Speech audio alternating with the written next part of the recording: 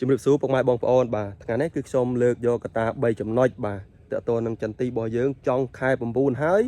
នៅតែលះត្រួយអញ្ចឹងណាបាទអញ្ចឹងកត្តាទី1គឺយើងអត់បានប្រើជីគីមីក្នុងការកប់គល់អញ្ចឹងណាបាទហើយកត្តាទី2គឺកត្តាថែទាំបាទកត្តាថែទាំនោះមានន័យថាយើងអត់ឲ្យអាហារបំពន់ឬក៏ពពុះអរម៉ូនជំរុញត្រួយមានន័យថាយើងបានបាញ់សោះណា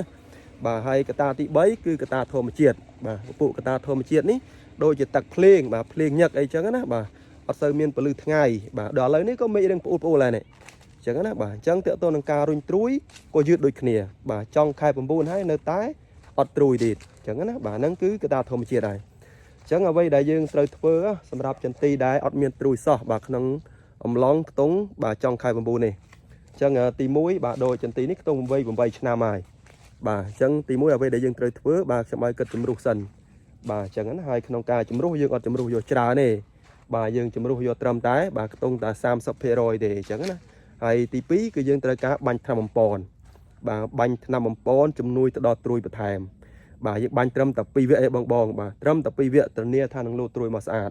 ហើយនៅក្នុងអំឡុងបាទចុងខែ10បាទចុងខែ10ឬក៏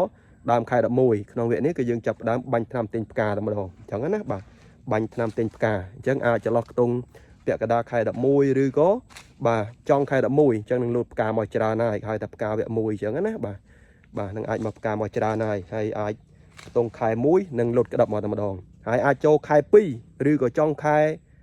1នឹងអាចដល់ប្រមូលផលអញ្ចឹងណាបាទអញ្ចឹងការធ្វើការតទៅនឹងដំណាំចន្ទីគឺយើងធ្វើតាមវគ្គអញ្ចឹងណាបាទហើយការប្រើថ្នាំជីក៏យើងប្រើទៅតាមវគ្គដូចគ្នាដែរ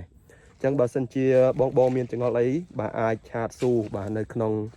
បាទ Telegram បាទខ្ញុំនឹងតម្លាក់លេខ Telegram អញ្ចឹងណាបាទហើយតទៅនឹងបច្ចេកទេសចន្ទីបាទបងអាចឆាតស៊ូបានបាទខ្ញុំនឹងលម្អិតជាមួយបាទអរគុណ